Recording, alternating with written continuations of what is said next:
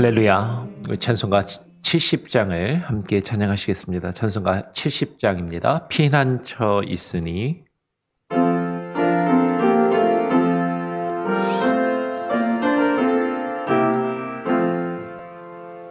피난처 있으니 환난을 당한 자 이리 오라.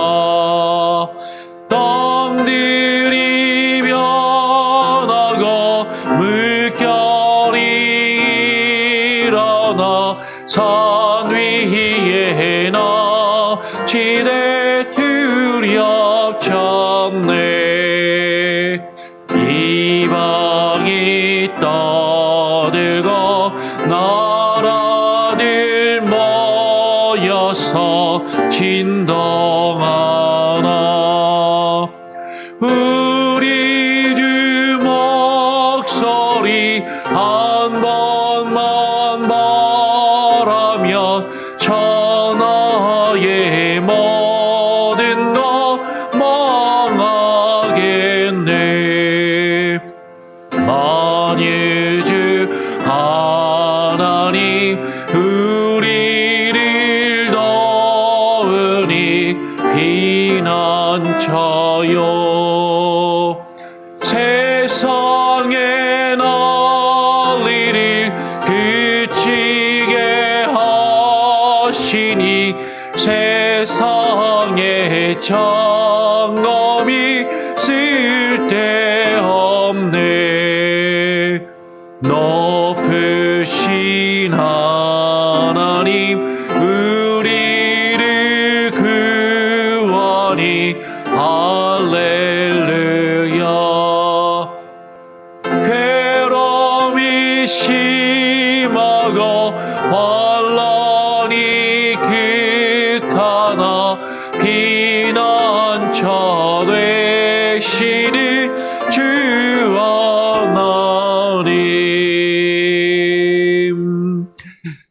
하나님 감사합니다. 어제는 수요 성경 공부로 모이게 하시고 또 이 아침에 다시금 함께 모여 주의 말씀을, 특별히 시편의 말씀을 읽고 묵상하며 또 하루를 기도함으로 시작할 수 있는 귀한 은혜를 주심에 감사합니다. 하나님, 이 시편이 수천 년 전 시인에 의해서 특별히 우리가 다윗의 시를 살펴보고 있는데, 하나님, 다윗 한 사람의 그냥 개인적인 시와 노래로 우리가 이해하고 넘어가는 것이 아니라, 하나님, 이 시가 우리의 마음이 되게 하시고 우리의 기도가 되게 하시고 이 시에 담겨 있는 다윗의 고백이 우리의 고백이 되게 하여 주시옵소서.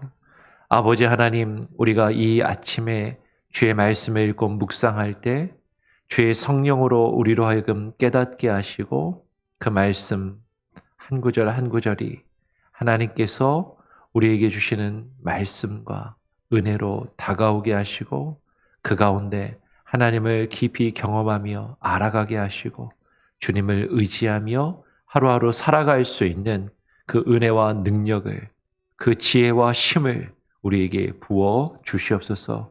감사하며 예수 그리스도의 이름으로 기도합니다. 아멘.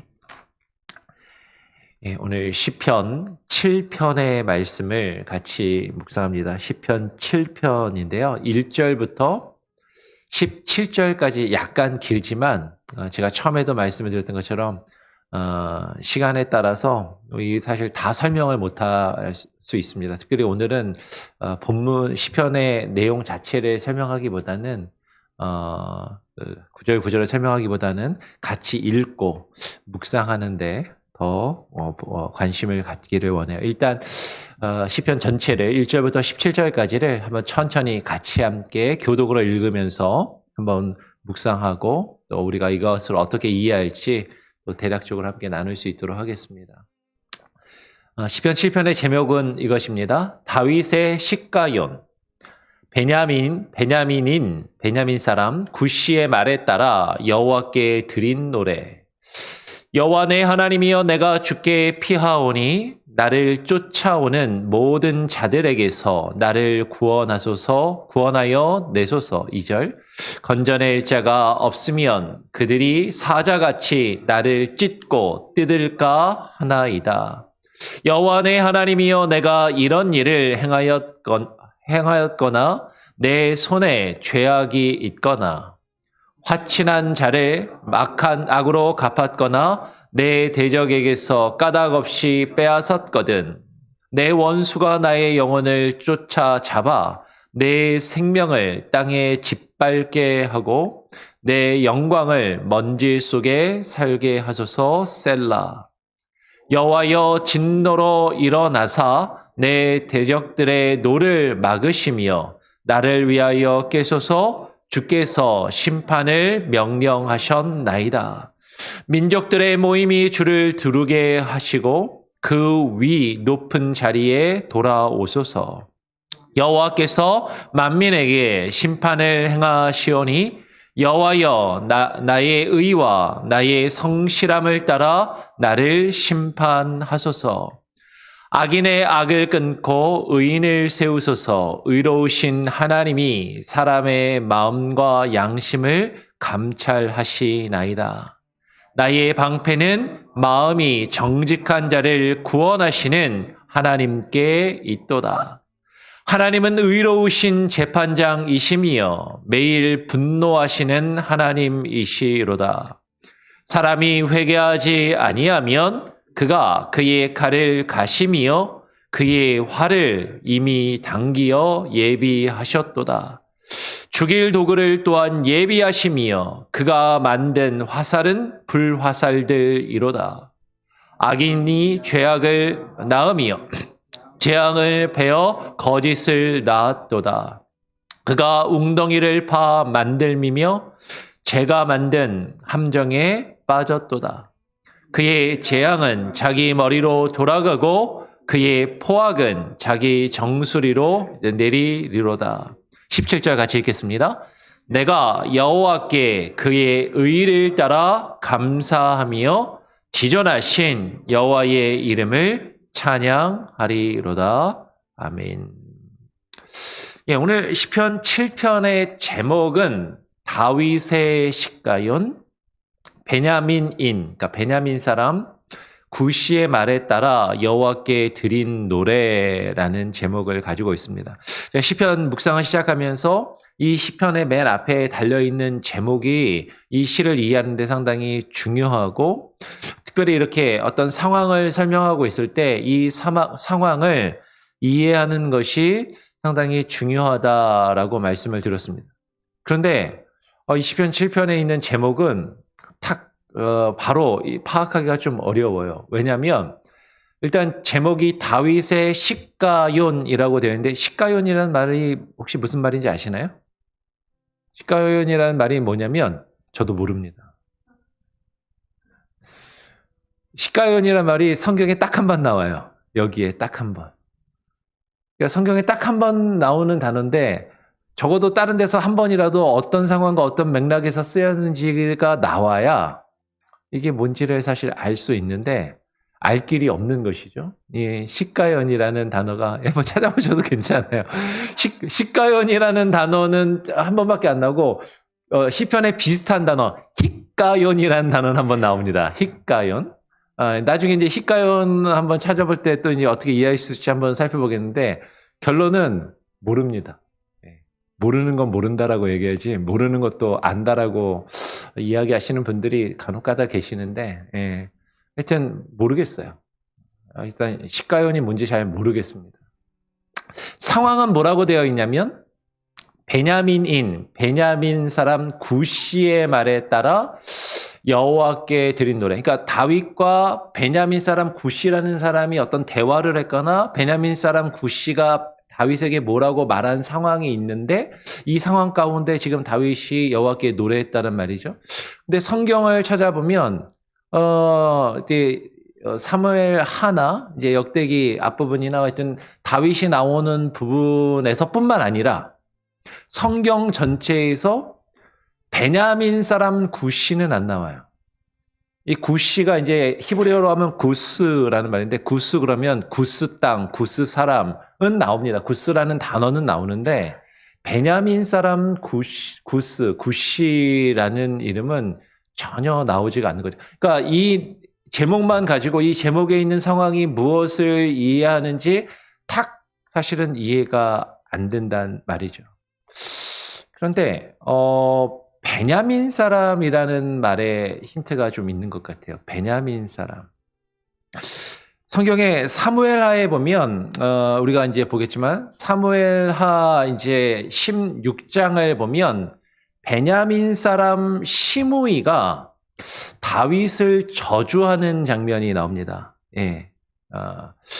근데 이 상황이 지금 베냐민 사람 구스하고 베냐민 사람 시므이가 과연 같은 사람일 수 있을까? 의문점을 제기를 당연히 할 수 있겠죠. 근데 이제 성경을 우리가 읽다 보면 어떤 사람의 이름이 우리가 너무나도 잘 알고 익숙한 이름이 아닌 다른 사람으로 불리는 경우가 종종 있어요. 예를 들면 이제 우리가 솔로몬의 어머니의 이름이 뭐죠? 솔로몬의 어머니?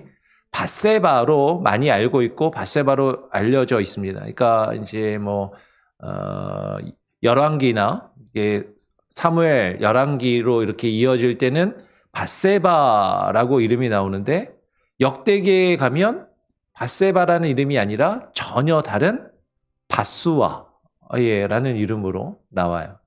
분명히 이제 솔로몬의 어머니라는 거는 우리가 분명히 알고 있기 때문에 이거 밧세바구나라고 알 수 있는데 밧수와 밧세바 전혀 다른 이름으로 보이는 거죠. 그래서 사실은 구스, 베냐민 사람 구스라는 사람은 찾아볼 수가 없는데 베냐민 사람이라는 거에 우리는 포커스를 한번 가져볼 필요가 있다는 거죠. 구스는 사실 찾기가 어려운데 베냐민 사람이 왜 중요하냐면 여러분 다윗 왕 전에 있었던 사울 왕이 어느 지파 사람이냐면 베냐민 지파 사람이라는 거죠. 베냐민 지파 사람으로서 사울이 왕이었는데 쉽게 말하면 베냐민 지파가 왕권을 잡은 지파였었는데 그 베냐민 지파의 왕권을 빼앗은 인물이 누구예요? 다윗이라는 거죠. 유다 지파가 베냐민 지파를 몰아내고 그 유다 지파의 왕권을 가졌단 말이에요. 그래서 그 베냐민 지파, 베냐민 사람이 다윗에게 뭐라고 말을 했는가? 베냐민 지파 사람들이 다윗에게 어떤 마음을 가지고 있었는가? 베냐민 지파 사람들이 다윗에게 어떤 마음을 가지고 어떻게 이야기를 했는가를 잘 알 수 있는 상황이 이 사무엘하 16장에 나온다라는 거죠. 사무엘하 내용을 여러분 다윗의 우리가 시편을 우리가 살펴보고 있는데 사무엘하를 쭉 같이 읽으시면서 시편의 말씀을 읽으면 시편의 내용이 좀 더 입체적으로 실제적으로 역사적으로 다가옵니다. 우리가 시편의 말씀을 같이 읽어보면서 시편 3편에서 그 제목이 뭐였어요? 다윗이 그의 아들 압살롬에게 쫓겨다니면서 지은 시다라는 그것을 말씀을 드렸습니다. 사무엘하를 보게 되면 사무엘하 15장의 내용을 보면 압살롬이 이제 반역을 일으켜서 압살롬 때문에 다윗이 예루살렘 자신의 성에서 피해서 도망치는 장면. 다윗이 그 아들 압살롬을 피해서 이제 압살롬에게 쫓겨 도망치는 장면이 사무엘하 15장부터 나와요. 그래서 그 아들이 왕이 된 다윗을 죽이려고 쫓아다니니까 그 아들을 피해서 도망 다니는 그 상황 가운데 다윗이 도망치는 그때 사무엘하 16장에서 그 다윗이 아들 압살롬을 피해서 도망칠 때 지금 그 사무엘 지금 베냐민 사람 시므이라는 사람이 도망치는 다윗을 보면서 저주하고 욕하는 장면이 지금 사무엘하 16장 5절에서 14절에 기록되어 있다는 거죠. 지금 이 내용을 한번 쭉 살펴보고 이 상황 가운데 지금 시편 7편의 상황이 아마 이와 같은 베냐민 사람 구스가 베냐민 사람 시므이와 동일인일 수도 있고 아닐 수도 있지만 아마 이와 같은 맥락과 이와 같은 상황에서 베냐민 사람이 다윗에게 뭐라고 한 말을 듣고 다윗이 이 시를 지었을 것이다 라는 거죠. 그래서 한번 요거를 한번 사무엘하 16장을 한번 쭉 같이 한번 읽어보고 다시 시편 7편의 말씀을 쭉 읽고 오늘은 다른 시편 7편 자체를 쭉 자세하게 설명하지 않고 그렇게 맥락을 이해하고 시편 7편을 다시 한번 읽어보고 오늘은 마치도록 하겠습니다. 사무엘하 16장을 보면 이렇게 기록되어 있어요. 제가 한번 보죠. 다윗 왕이 바후림의 이름에 바후림의 이런 게 그냥 놀러 간 게 아니라 그 아들 압살롬에 의해서 왕의 자리를 위협을 받고 아들이 자기를 죽이려고 막 달려드니까 아들을 피해서 도망치는 상황 가운데 있단 말이에요.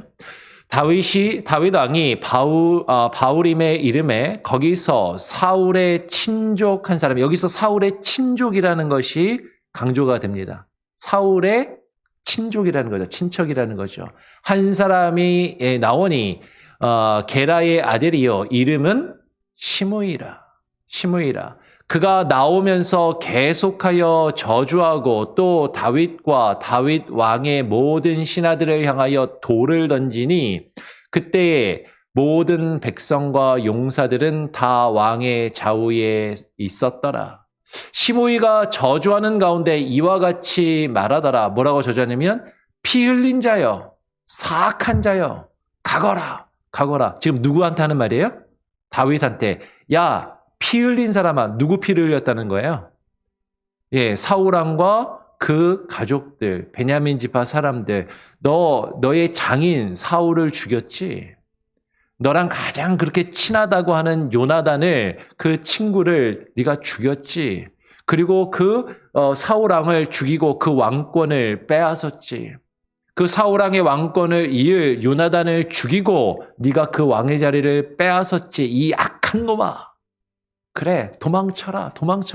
쫓겨나라. 그렇게 지금 사울의 친척이었던 시므이가 다윗을 향해서 그렇게 저주를 퍼붓고 있더라라는 거죠. 좀 더 이어서 읽어보겠습니다. 사울의 족속의 모든 피를 여호와께서 내게로 돌리셨도다. 네가 그 사울과 그 사울의 가문과 그 베냐민 지파의 수많은 사람들의 그 피를 흘리지 않았느냐. 그 사울 족속의 모든 피를 여호와께서 너에게 지금 돌리시는구나. 그를 이어서 내가 왕이 되었으나 여호와께서 나라를 너의 아들 압살롬의 손에 넘기셨도다. 야, 네가 그 사울을 억울하게 죽이고 요나단도 죽이고 그 왕권을 네가 빼앗았지. 근데 그게 그렇게 오래 갈 줄 알았더냐?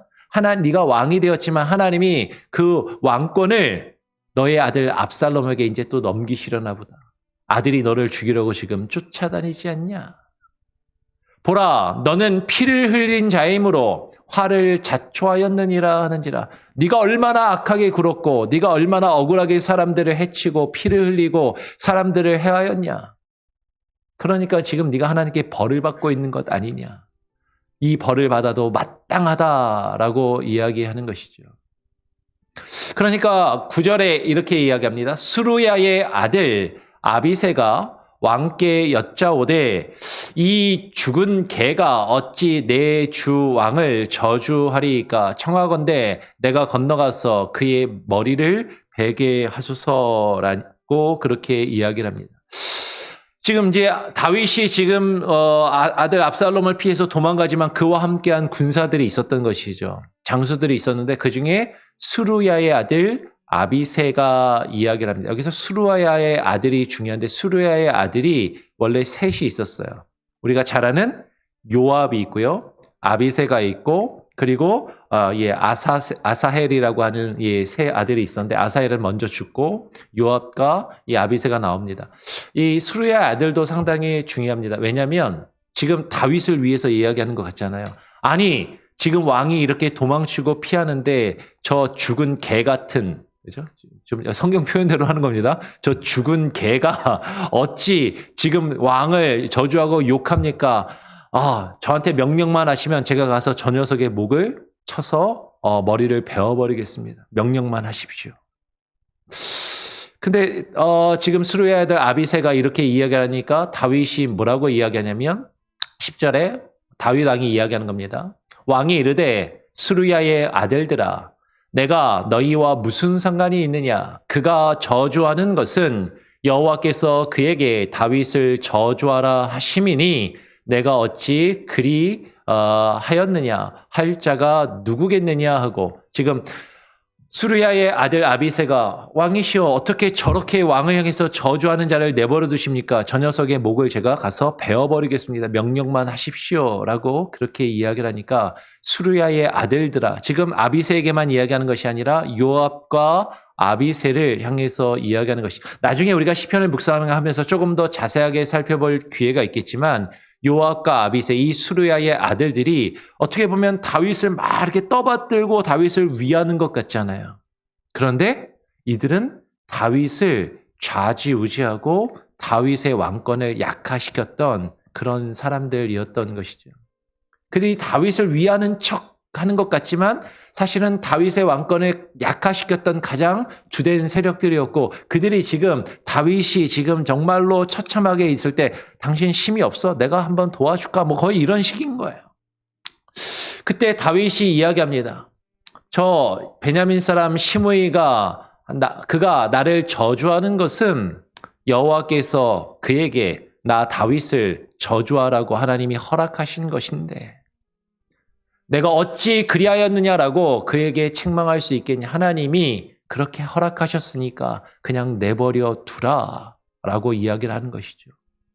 11절에 또 이어서 이렇게 이야기합니다. 또 다윗이 아비새와 모든 신하들에게 이르되 내 몸에서 난 아들도 내 생명을 해하려 하거든 하물며 이 베냐민 사람이라. 이 시므이가 베냐민 사람이라는 걸 분명하게 이야기하죠.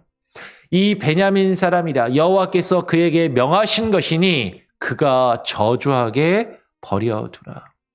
그러면 지금 다윗의 상황이 아들에게 쫓겨서 지금 도망치고 있는 신세인데 그것을 자신의 원수인 베냐민 사람이 조롱하고 비웃고 저주하고 있는 것이죠. 근데 그 상황 가운데 다윗은 사실 그를 쳐서 그의 목을 날려버릴 수도 있었지만 그렇게 하지 않고 내 몸에서 난 아들도 내 생명을 해하려 하는데 하물며 나에게 원수를 쥐고 나에게 나쁜 감정을 가지고 있는 이 베냐민 사람은 오죽하겠느냐라고 이야기하면서 하나님이 그렇게 하도록 허락하신 것이고 명령하신 것이니까 그가 저주하도록 그냥 내버려 두어라라고 그렇게 이야기를 하는 것이죠. 그러면서도 이렇게 이야기합니다. 혹시 여호와께서 나의 원통함을 감찰하시리니 오늘 그 저주 때문에 여호와께서 선으로 내게 갚아주시리라 하고 다윗과 그의 추종자들이 길을 갈 때 시므이는 산비탈로 따라가면서 저주하고 그를 향하여 돌을 던지며 먼지를 날리더라.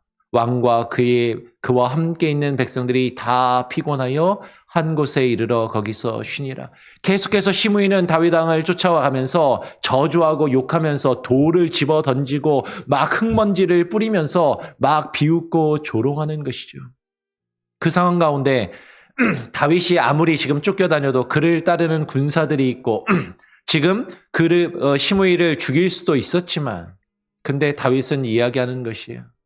자신이 직접 자신을 조롱하고 비웃는 사람들을 향해서 똑같이 그를 치는 것이 아니라 여호와께서 나의 원통함을 감찰하시리니 혹시 여호와께서 나의 원통함을 감찰하시리니 저 사람이 하는 저 저주 때문에 하나님이 나를 긍휼히 여기시고 여호와께서 선으로 내게 갚아 주실 것이다. 내가 저 사람이 나에게 악하게 말하고 나에게 악하게 행동하지만 나도 똑같이 할 수도 있고 저 사람을 내가 입을 막을 수도 있지만 그냥 내버려 두는 것은 내가 그렇게 하지 않아도 주께서 나의 원통함을 보시고 감찰하시고 하나님이 분명히 어떻게 갚아주시리라? 선으로 갚아주실 것이다라는 그 믿음과 그 고백을 지금 다윗이 말하고 있다라는 것이죠. 지금 이런 상황 가운데 시편 7편을 지금 다윗이 기록하고 있다라는 것이에요. 여러분 지금 이 맥락을 가지고서 시편 7편을 다시 한번 읽어보자라는 거죠. 자세하게 설명하지 않겠습니다. 그냥 같이 한번 더 읽어보겠습니다. 한번 쭉 보시면서 보세요. 다윗의 시가yon, 베냐민인 구시의 말에 따라 이 이름만 만약에 시므이로 바꾸면 상황은 그대로 우리에게 다가오는 것입니다. 베냐민 사람의 말에 따라 여호와께 드린 노래. 1절 같이 한번 읽어볼까요? 시작. 여호와 내 하나님이여 내가 주께 피하오니 나를 쫓아오는 모든 자들에게서 나를 구원하소서. 어렵고 힘든 이 상황 가운데 하나님 나를 제발 구원하십시오. 건져낼 자가 없으면 그들이 사자같이 나를 찢고 뜯을까 하나이다. 여호와 내 하나님이여 내가 이런 일을 행하였거나 내 손에 죄악이 있거나 화친한 자를 악으로 갚았거나 내 대적에게 까닭 없이 빼앗았거든. 시므이가 쫓아오면서 너 억울하게 피 흘렸지. 억울한 사람들을 죽이고 해하였지. 나를 향해서 그렇게 거짓된 말을 하고 나를 그렇게 욕하지만 정말로 내가 그렇게 잘못한 것이 있다면 하나님 정말로 내가 그런 죄악이 있다면 그렇게 갚아주십시오. 원수가 나의 영혼을 쫓아 잡아 내 생명을 땅에 짓밟게 하고 내 영광을 먼지 속에 살게 하소서. 셀라. 정말로 저 시므이가 저 베냐민 사람이 욕한 것처럼 나를 저주하는 것처럼 내가 그렇게 죄를 지었다면 하나님 그 저주가 내게 돌아오게 하시고 하나님 내가 그렇게 하나님 앞에 정말로 어렵고 힘듦을 당하는 것이 마땅합니다라고 고백하는 것이죠. 그런데 그렇지 않다라는 것이에요. 6절에 여호와여 진노로 일어나서 내 대적들의 노를 막으시며 나를 위하여 깨소서. 주께서 심판을 명령하셨나이다. 민족들의 모임이 주를 두르게 하시고 그 위 높은 자리로 돌아오소서. 8절 같이 한번 읽어보겠습니다. 시작. 여호와께서 만민에게 심판을 행하시오니 여호와여 나의 의와 나의 성실함을 따라 나를 심판하소서. 하나님이 아시지 않습니까? 여호와 하나님이여 내가 의롭다면 내가 하나님 앞에 범죄하지 아니하였다면 내가 하나님 앞에 성실하게 하였다면 그것에 따라서 하나님 나를 판단하시고 나를 심판하옵소서. 지금 그렇게 다윗이 노래하는 것이죠.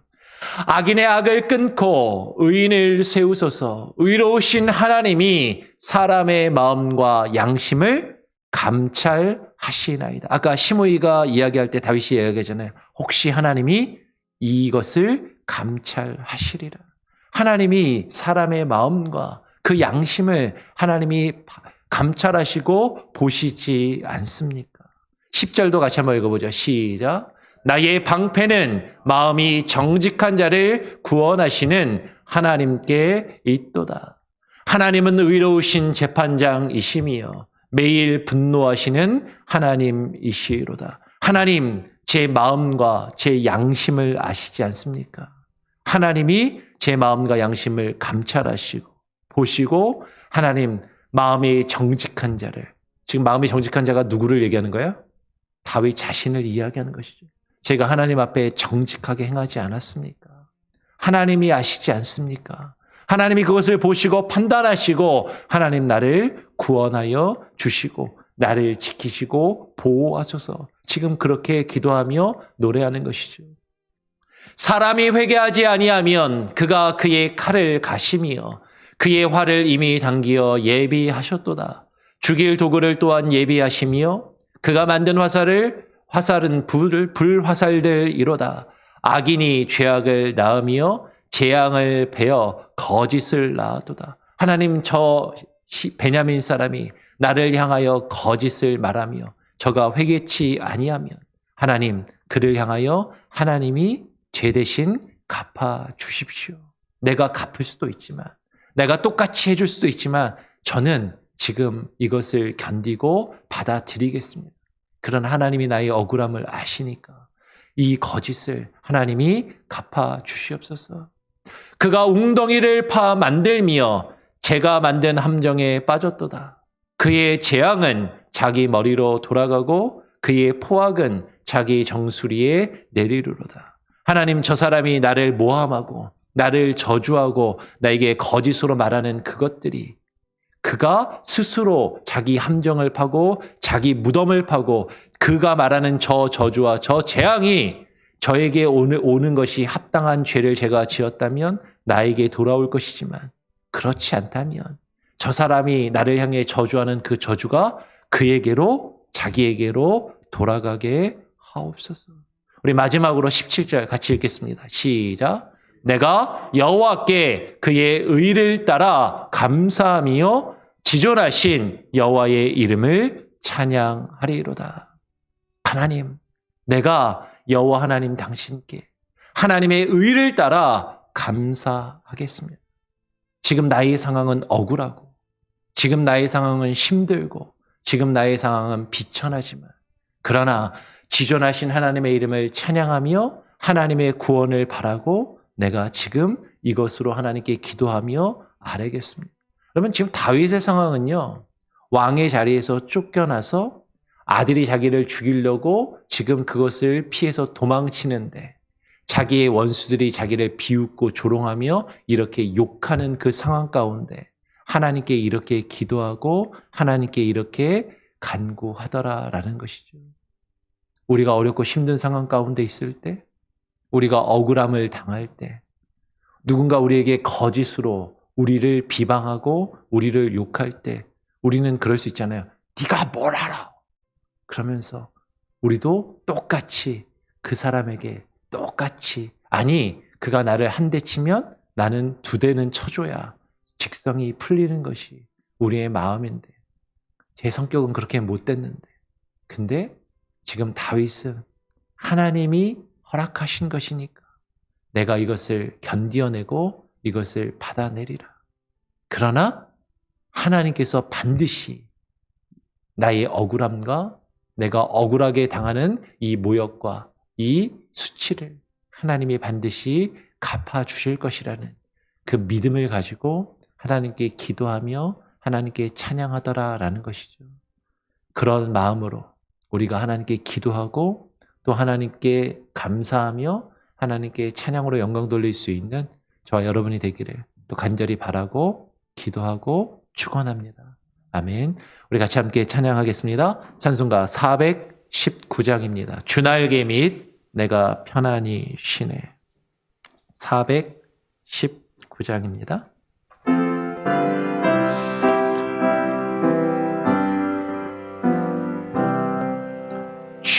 주날개 및 내가 편안히 쉬네.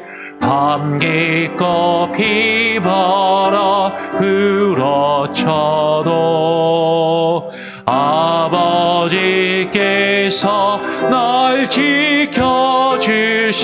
지켜주시니 거기서 평안히 쉬리로다. 주 날개 밑 평안하다. 그 사람 끈을 잡으려. 주 날개 밑 내 쉬는 영혼 영원히 거기서 살리. 주 날개 밑 나의 피난처 되니 거기서 쉬기를 원하노라. 세상이 나를 위로치 못하나 거기서 평화를 누리리라. 주 날개 밑 평안하다. 그 사람 그늘 잡으려. 주 날개 밑 내 쉬는 영혼 영원히 거기서 살리. 주 날개 밑 참된 기쁨이 있네. 고달픈 세상을 가는 동안 나 거기 숨어 돌보심을 받고 영원한 안식을 얻으리라. 주 날개미 평안하다. 그 사랑 끈을 짜내며 주 날개미 내 쉬는 영원히 거기서 살리. 여러분, 오늘 함께 나눈 말씀을 기억하시면서 기도하시길 바랍니다. 우리가 이 세상을 살아가면서 수많은 억울한 일을 당하고 그리고 괴로움을 당할 때가 많이 있습니다.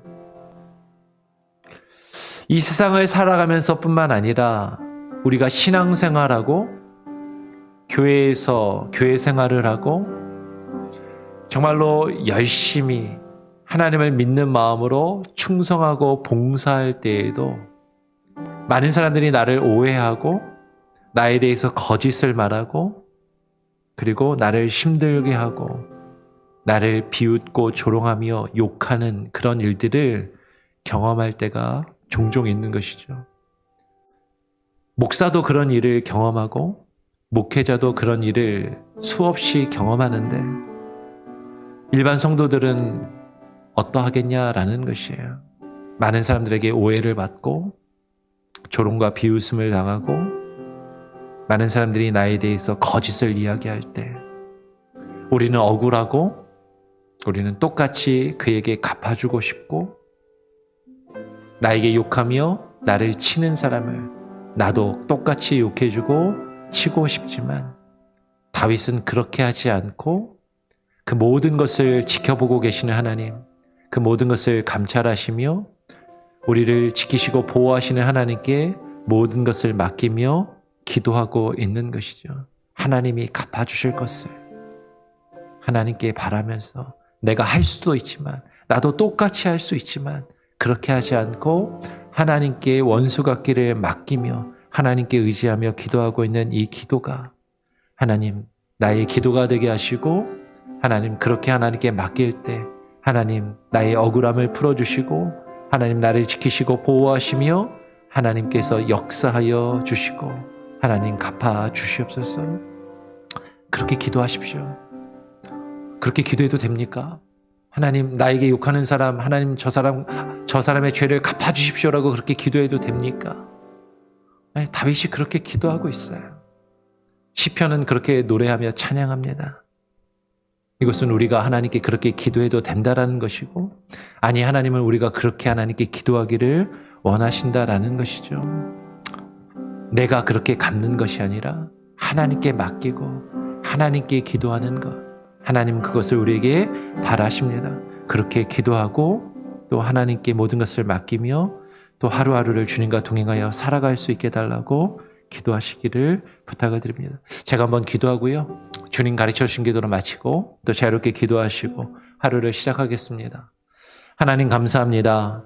오늘 이 아침 우리들이 또 주님 앞에 나와 시편의 말씀을 시편 7편의 말씀을 읽고 묵상하며 또 하루를 시작합니다.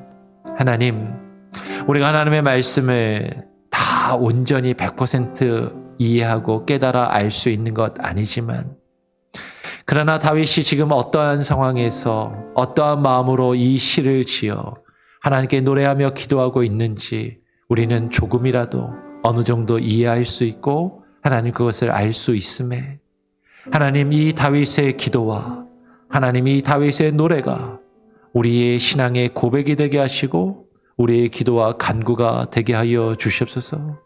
어렵고 힘든 일을 겪을 때 수많은 어려움과 문제들 가운데 있을 때 우리를 해하며 우리를 저주하며 우리에게 거짓을 말하는 그들을 향하여 우리가 똑같이 그들에게 갚아주는 것이 아니라 원수 갚는 것이 주께 있음을 깨달아 알며 주님을 의지하고 주님께서 갚아주실 것을 구하며 주님께 우리의 억울함을 내어 맡기고 하나님 앞에 나아갈 때 하나님 우리의 상한 마음을 위로하시고 치료하시며 하나님 지금 우리가 겪고 있는 이 아픔과 이 괴로움과 이 곤란한 상황들을 이겨낼 수 있는 힘을, 지혜를, 능력을 우리에게 부어 주시옵소서.